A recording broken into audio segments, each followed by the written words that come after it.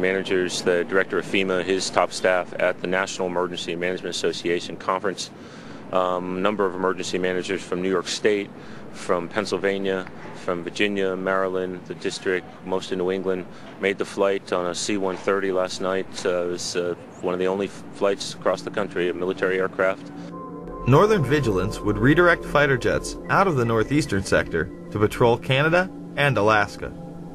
Vigilant Guardian and Vigilant Warrior were exercises involving hijacked aircraft that would go in and out of radar. These would appear real to those involved. We fought many phantoms that day. We got many aircraft calls inbound that morning that turned out to be phantoms. During that time frame, we had multiple aircraft called hijacked all over the country. These exercises would not cease until after United 93 was brought down and the attacks were over. Open line. Surveillance, Sergeant Richmond. Sergeant Richmond, Sergeant Light from Cheyenne Mountain Test Control. How are you? I'm doing fine. Okay, I need you to terminate all exercise inputs coming to Cheyenne Mountain at this time. Copy. And stay on loop until I verify that connectivity is disconnected on the exercise side only. Okay, no, do not do any more inputs on the exercise side and stand by. I got Cheyenne Mountain on the line. Terminating all exercise inputs. So, Grover, in case you didn't know, this exercise. Oh, yeah. In fact, more hijackings were thought to be taking place. On the radar scope, and it's not just a video game, it's actually people's lives that you're trying to keep from running into each other. Other planes were thought to have been hijacked and almost shot down. An aircraft inbound to Whitehorse from Alaskan airspace was a hijacked aircraft, and that the military flight crews were aware of this, and they were en route to intercept the aircraft. Some of these war games and their details remain classified to this day. So is it any wonder that Donald Rumsfeld gave these warnings to military personnel the day after the attacks? Finally, I'd like to say a word or two to the men and women in the defense establishment,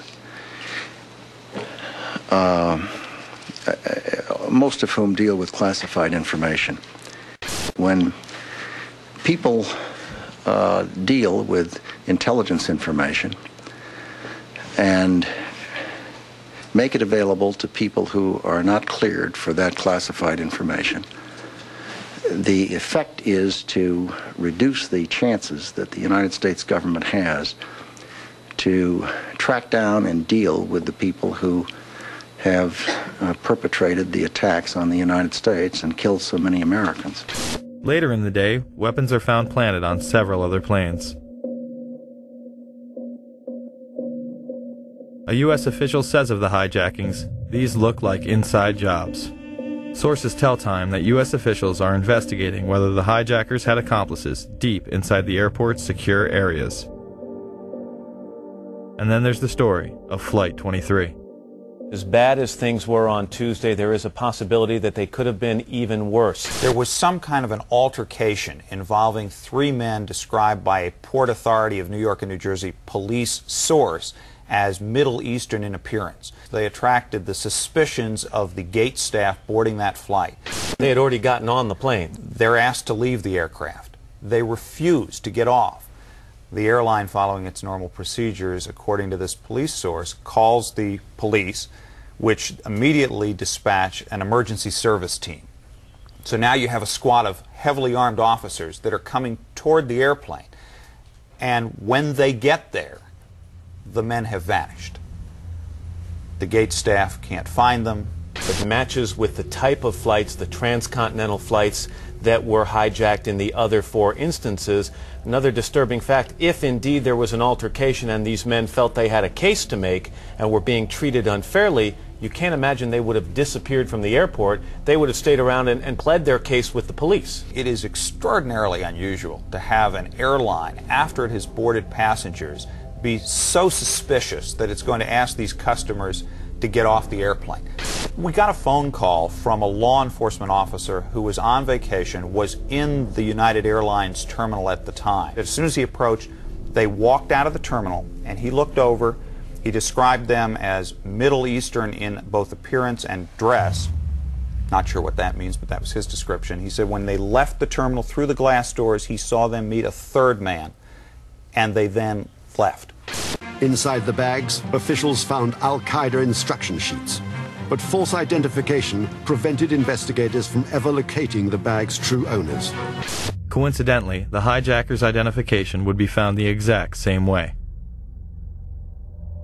There have also been reports of luggage that did not make the plane connection that appears to be tied to one of the alleged perpetrators, and this is being reported by the Boston Globe, and contained within the luggage were supposed to be Arabic language flight training manuals as well as videotapes pertaining to operating an aircraft.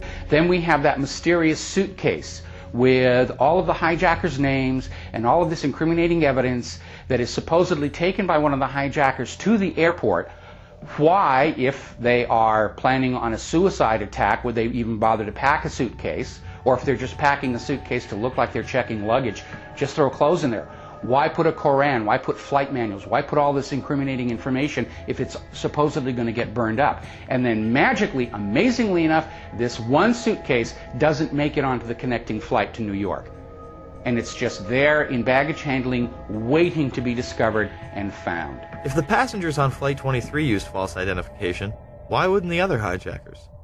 Based on my personal belief and based on the events of that morning, the decision to halt airplanes, in all likelihood, probably precluded other attacks. Atta and 3 others would do dry runs of the attacks before 9/11. Actor James Woods and others on the plane even filed separate reports to the FAA. Again, nothing was done. I was on a flight, without going into the details of what made me suspicious of these 4 men, although it would have been blatantly obvious to the most casual observer, I took it upon myself to go to the flight attendant and ask to speak to the pilot of the plane. The first officer came out. I reported to him that I felt that the 4 men, and I said, can you look over my shoulder and see who I'm talking about? And he said, yeah. I said, I think they're going to hijack this plane. I mean, everything they're doing, and I explained to him these details, which I've been asked to keep private until whatever jurisdiction, whatever trials may take place. Their behavior was such that I felt they were going to hijack the plane. I found out later that not only did he make a report, but the flight attendant also made a report of my suspicions to the FAA. My friend Scott said to me, remember that flight you took in August? I said, yeah, I've been thinking about it all day. He said, well, maybe you should call the FBI. And I said, I'm sure they're being inundated, but I thought it over and I called the local office. 6:45 the next morning, I get a phone call that actually wakes me up, and he said, we want to talk to you about the flight that you took in August. I said, oh, did the manifest match of any of the flights yesterday and my flight? He said, well, we can't tell you that. I said, well, look, I'll get ready and I'll come down to the federal building. He said, we're outside your house. We'll just wait for you. Wow, 7:15. So this is 6:45 in the morning. I said, and this is the only funny part of any of this, I said, how did you know where I lived? And there was a pause. He said, we're the FBI. We're the FBI, thank you.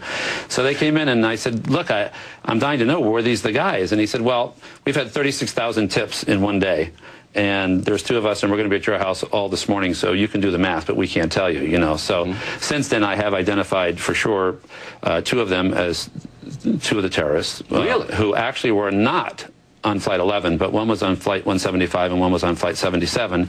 And I've been told unofficially, not by the FBI, but by someone else in actually a higher level of government, believe it or not, just through a coincidence, through a mutual friend, that all 4 of them were terrorists involved. As I explained to the FBI, they said, what was your first instinct? And aside from certain things like 4 guys getting on a transcontinental flight without any hand luggage, they said to me, what did you think these guys were? I said, well, I thought they were either 4 law enforcement officers or 4 terrorists, in that they had that thing that guys who are undercover or on a mission have between each other. Just more evidence that the hijackers had intelligence ties.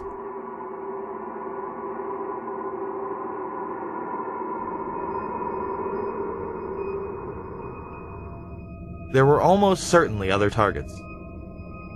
Maryland's governor on the morning of 9/11 stated that his police department had received threats prior to the attacks, not only against the targets that had been hit, but others.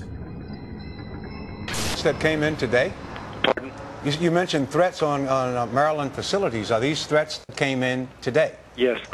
The head of our state police, Dave Mitchell, received a list of 11 sites across the country that were targets. Supposedly this list had been distributed prior to the explosions. Several